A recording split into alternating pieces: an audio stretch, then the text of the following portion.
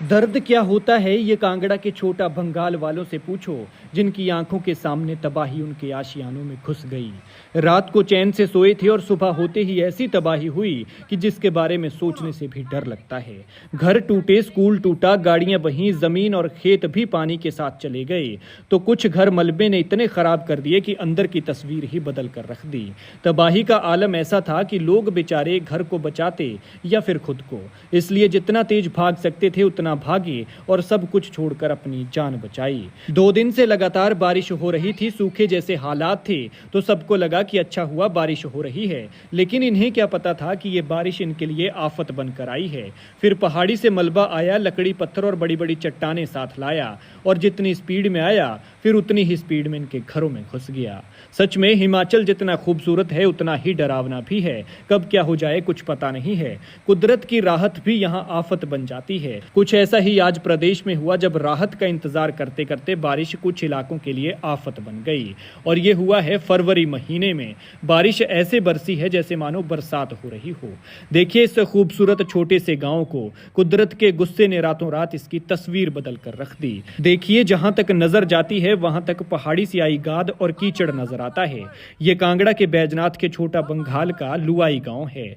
यहाँ इतनी बारिश हुई कि पानी के प्रहार ने सबको डरा कर रख दिया। हालात बादल फटने जैसे हो गए। बताया जा रहा है कि पहाड़ों पर जमी पिघली पुरानी बर्फ के पानी का एक तरह से बांध टूटा, जिसके साथ ऊपर से नई बर्फ भी बह कर आई। मिट्टी के कच्चे पहाड़ों पर दबाव बढ़ा और जैसे पहाड़ ही धंस गया हो। ऐसे में रात को सभी यही सोचकर सोते हैं कि पता नहीं कल हो या ना हो, बस आज में जीना है। रात को डर के बीच नींद और सुबह सूरज की उम्मीद, यही जीवन है, बाकी सब बह जाना है। बताया जा रहा है कि छोटा बंगाल पर बरपी इस कुदरती तबाही में 14 घरों को नुकसान हुआ है। कुछ को कम तो कुछ को ज्यादा हुआ है, तो कई घर ऐसे हैं जिनमें मलबा और गाद चली गई। इसके साथ ही मिडिल स्कूल की बिल्डिंग को भी काफी नुकसान हुआ है।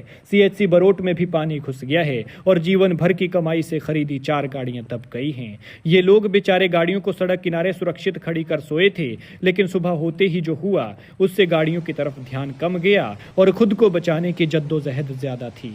कुदरत का ये कहर यही नहीं थमा, इसने कुल्लू मनाली में भी खूब तबाही मचाई। कुल्लू के पहनाला खड्ड में बादल फटने से भयंकर तबाही हुई। पानी के प्रहार ने सड़कें तक तोड़ दी, नालों को नदियों में तब्दील कर दिया और घरों के बाहर खड़ी गाड़ियों को तिनकी की तरह उठाकर कबाड़ बना दिया। लेकिन सच में कुदरत भी कभी कभी इतनी बेरहम हो जाती है कि कई बार कुछ नहीं देखती। फरवरी में ऐसी बारिश हुई जैसे बरसातें बरस रही हों, लिहाजा इन हालातों ने सबको डरा कर रख दिया है। अगर अभी ऐसे हालात हैं तो आगे क्या होगा, ये चिंताजनक है और चिंतन का विषय है। अब आया खतरनाक ओए, अब आया ओए, ओ पापा, अब आया है।